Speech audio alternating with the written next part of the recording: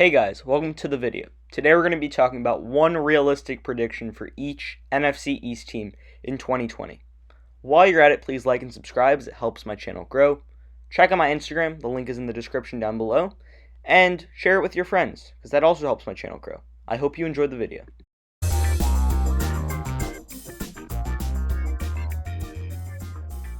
My Dallas Cowboys prediction is that Dak Prescott will get paid. News has it that he wants a contract paying him about $40 million a year, but Jerry Jones has not given him that yet. But if you look at that number, guys like Patrick Mahomes and Deshaun Watson, whose contracts are coming to a close in the next few years, are going to be earning that same number. So $40 million is not out of the ballpark. It's kind of just the new ballpark. So why is Dak going to deserve that money in 2020?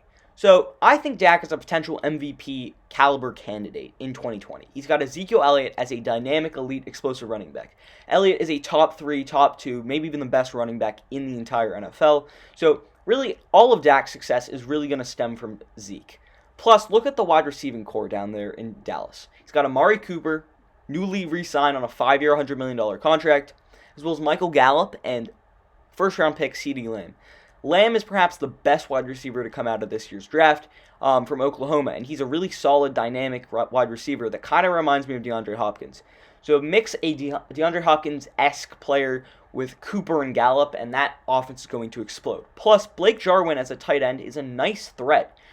He's a good target. He's a good option for Dak in the passing game. And don't forget that explosive O-line. That O-line is one of the best O-lines in the league, as it not only protects Dak with guys like Tyron Smith and Lyle Collins, but opens running holes for Ezekiel Elliott with guys like Zach Martin.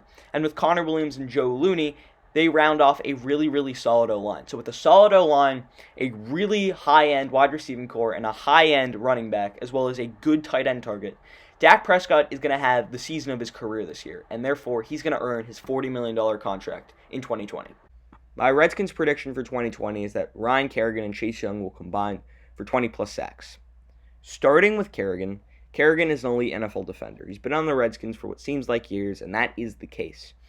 Last year, he only had 5.5 sacks in 12 games, but the 3 years before that, he averaged over 10 sacks a season. So we know what he's able to do as a linebacker, edge rusher, pass rusher, defensive do-it-all threat. So look for Kerrigan to have a bounce-back year in 2020, getting back to his 8, 9, 10 sack self. Now on to first-round pick Chase Young. Chase Young is elite. He's better than both of the Bosa brothers. That's what I've been hearing from a lot of scouts, analysts, and experts. And if you just look at his stats in college, you can definitely say that that is the case. Last year, he led the Big Ten as well as the NCAA in sacks and fumbles forced. He had 16.5 sacks last year. He had 7 fumbles forced. This man is elite. He's the real deal. And I think he might not get 16 sacks in the NFL in year 1, but I don't think 10 or 12 is out of the question. So mix that 10 or 12 with the 8 or 9 from Kerrigan, and I think 20-plus sacks between this Redskins duo is achievable in 2020. My Giants prediction is that they will have a top 20 offense. Low-key, I'm kind of in love with this Giants offense. I absolutely love Daniel Jones. Danny Dimes showed some really, really good plays and good strides in his first year as an NFL quarterback, and I think he will continue taking those strides in year 2. And that offensive line is revamped with Andrew Thomas. I absolutely loved that pick for the Giants. I think that was the right move. It was the move they had to make. It wasn't the pretty move, but it was the move that's going to protect their entire offense. And with Kevin Zeitler as well as Nate Solder on that O-line too, that's going to be a really solid O-line in 2020. Plus, don't forget about Evan Engram. Engram has emerged into one of the better tight ends in his time in New York. And with Daniel Jones as his quarterback, I think that could be a really good partnership for the two of them. So look for Jones and Engram to really help one another out in the Giants' offense. And their wide receiving core is going to be one of the more underrated wide receiving cores in the league.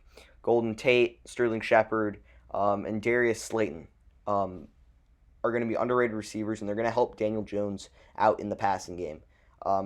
Golden Tate is a little bit on the older side, but he's always been a reliable target for any quarterback. And Sterling Shepard has emerged into a really nice option for Daniel Jones. Darius Slayton, if you remember, played really, really well when all those wide receivers last year went down with injury, as they seemingly do every year for the Giants.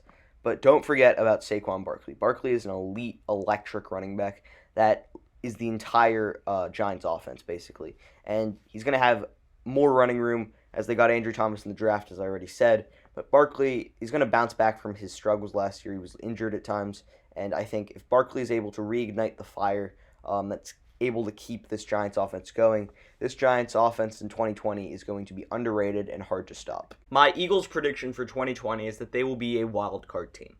So why are they a wild card team and not a division winning team? So I think the Cowboys are better than them, yet the Eagles are still going to be better than the Redskins and Giants, meaning I'm predicting them to be the second best team in the division record-wise. So why are they going to make the playoffs? So let's start with the quarterback. Carson Wentz is a fringe top 10 quarterback in the NFL. He has potential. We've seen it in the past. And even if he gets injured, there's still Jalen Hurts as the backup. I know, it's a controversial topic for Eagles fans, but he's still a good backup quarterback. Plus, running back Miles Sanders really shined at times last year and is going to continue to shine this year, helping out that offense. Plus, look at those wide receivers. Last year, the Eagles struggled with their wide receivers. They were throwing to basically no-namers. But this year, they have Alshon Jeffrey back. We don't really know the status on him.